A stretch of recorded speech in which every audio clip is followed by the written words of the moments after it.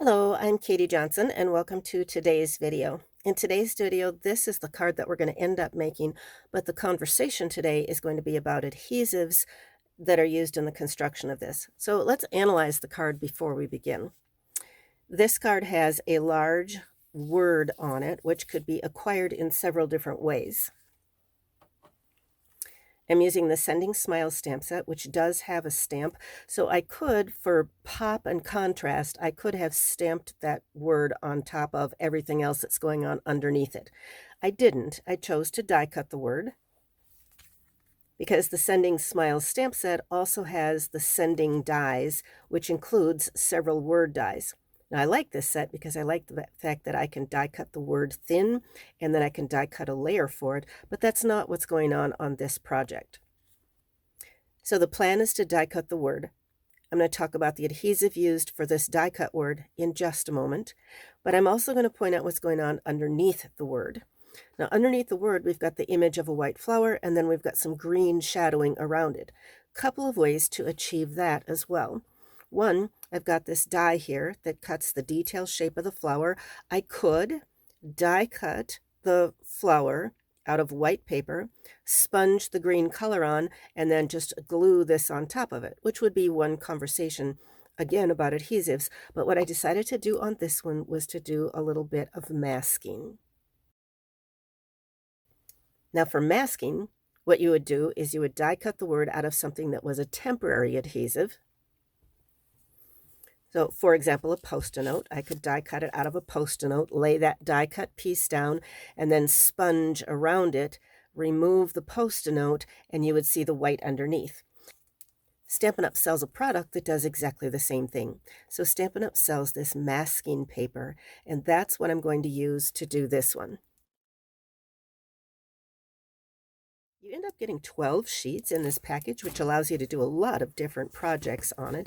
And if you look real carefully, let me see if I can do this in the light, you're going to get some reflection off of this side where you see this break where the release paper is. On the other side, it's a more flat finish because this is paper with sticky on the other side, but it's not meant to be a permanent adhesive. It's going to fall off my finger here in just a moment. I can see it wanting to fall, gravity pulling it down. This is a temporary adhesive. So let me go cut my mask. I want the paper with the sticky on the other side. Let me run it through my machine. So let me peel off my die and save this because I can get lots more things cut out of the remains on the masking paper. So here's the die cut. Let me get all these little pieces out and then we'll get the sticker part that we need. For reference, here's the card that we're making, and here's my piece that was die cut. Now this is masking paper, so the paper side is up, the release side is on the back, and see how easy it is to just pull off this release paper. This part gets thrown away. And now I've got a little sticky sticking to my finger, and I'm going to put this right in the bottom. This is going to provide the shadow, the negative. Oops, I want to move it over a little bit. Not a problem. This is temporary adhesive. So I just lay this down. And then I can come back with a blending brush or whatever your favorite sponging tool is. Stampin' Up! Sells the larger size blending brushes, and we sell a smaller size blending brush.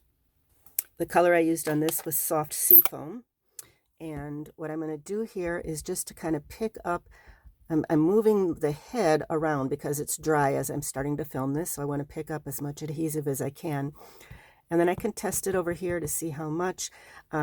This isn't really coming off from the edge. This is kind of starting in the middle with a very light touch because you can always add more.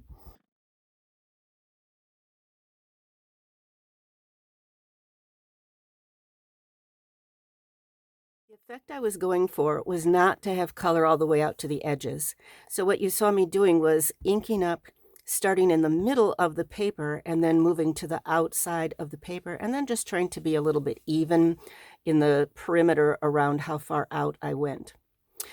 As I said, you can do this with a Post-it note, but the advantage of using the masking paper versus the Post-it note is that all areas of all these little detail parts on the flower, see all these little, oh, and I have ink on my finger. So I did not mean to get ink smudges on there. I am going to redo this, but I did want to show you before I pulled this off, The reason that I would use a masking paper instead of the Post-it notes is because all these little detail parts of the flower, they're all sticky, so they're all going to stay down as you're rubbing over it and putting some pressure on it with the head of your blending brush over here.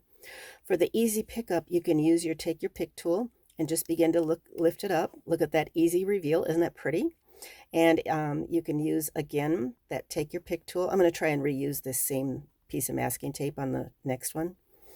But if you have any trouble with the Take Your Pick tool pulling it off, realize the Take Your Pick tool has the spatula end as well. And so I find that this is also useful for coming underneath that temporary adhesive and just lifting it right up without it tearing, maybe. Ooh, cool. See, there, I just put it slid it sideways underneath, and I think I will be able to reuse this.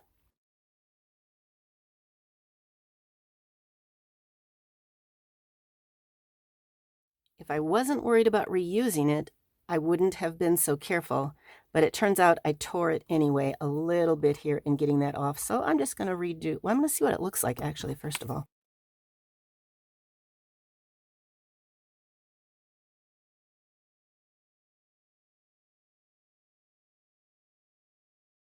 I think I'm going to be good with that. So I'm just going to go ahead and recreate, this time without the finger smudges.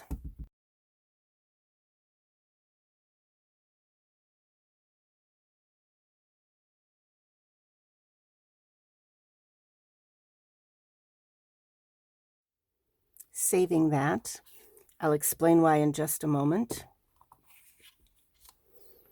I didn't put that little piece back in the same place where it belongs, so I'm actually going to try this a third time.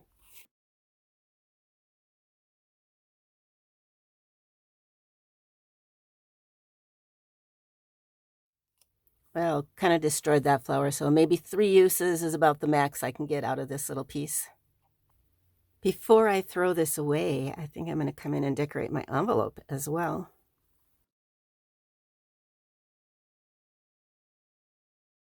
Well, that turned out really nice on the envelope. Let's finish off the card and talk about the other adhesive for the word sending. My card base is going to be that same color as the ink. It's going to be the seafoam, and I'm going to have a framing layer of the black in here. And then for contrast, we're going to have the word sending in black and the sentiment sending. There's lots of things you could send with this stamp set.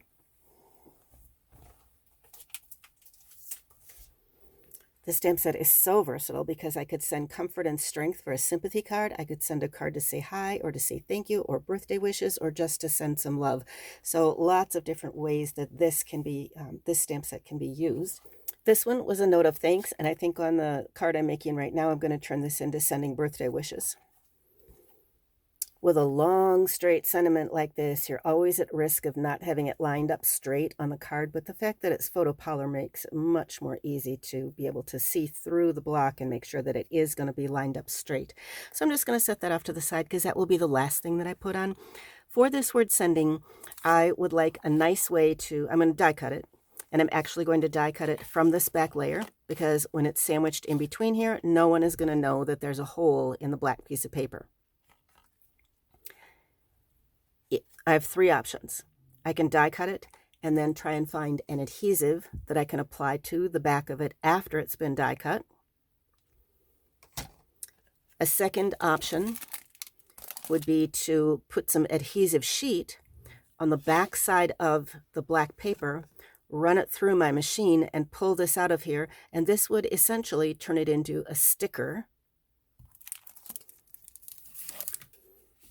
The third thing I could do is to try to raise it up on dimensionals. Of course, this isn't a very big surface, so using regular dimensionals would not be very practical, but Stampin' Up! Also sells foam adhesive sheets. You can see how that word sending is raised up off the paper. So what I'm going to do is to put a strip of this behind my black before I send it through the machine. This is just like the little foam dimensionals.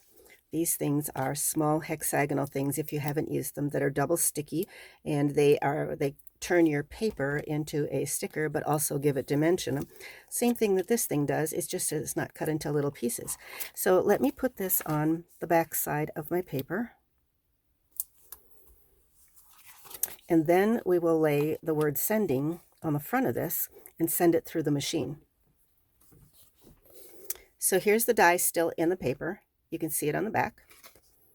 And I'm going to carefully lift it out, bearing in mind that I do want to get all of these. Oops, let's take this and turn it into the pick tool. I do want to get all these little holes out, but I also want to save the eye, the dot for the eye.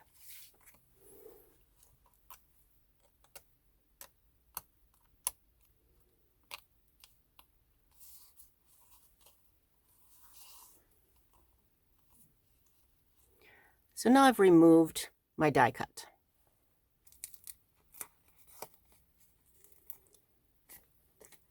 The next thing is to carefully remove it from the black paper.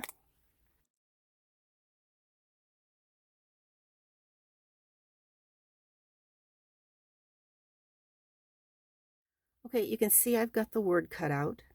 You can see I have all the little pieces that were part of the middle part of the letters out, and I also have the release paper pulled off. So at this point, I want to minimize my contact with the back, kind of eyeball where it's going to go, and then I can control. So you see what's happened already. There's some curve. I have so much opportunity to play with this. I could turn it into going around a circle if I wanted to. I can make sure it's very straight. I can stretch it out. I can scrunch it together. I have a lot of opportunities for kind of playing with where it's going to lay on the paper. But I'm going to try and mimic this one and put it at an angle and start my S fairly close to the edge. And then I just start one letter at a time, making sure that it's adhered, and lay it across my flowers.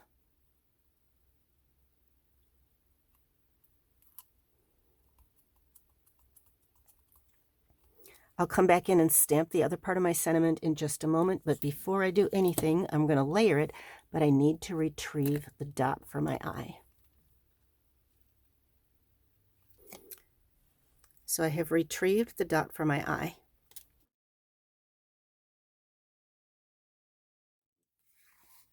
Since this is already up on dimensionals, I'm just going to adhere this to my card front.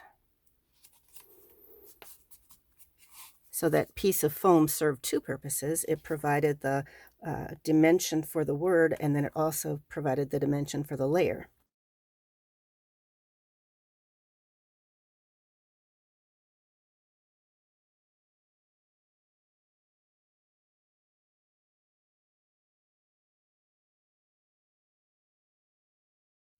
I like to use the end to just push down on each of these rhinestones to make sure they're secure.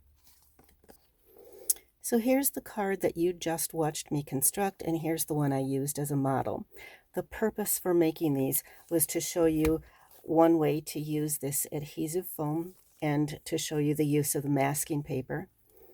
And kind of fun, you got to see that masking paper get used 3 times by the time I made this one.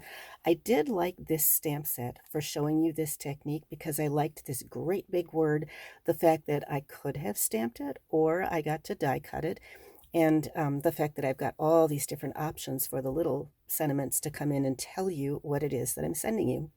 So hey, send me some comments and let me know what you think of the technique with the masking paper, with the foam adhesive, and just in general what you'd like to see in the future for instructional videos from me. Thanks for watching. I'm Katie Johnson, and we'll catch you next time. Bye.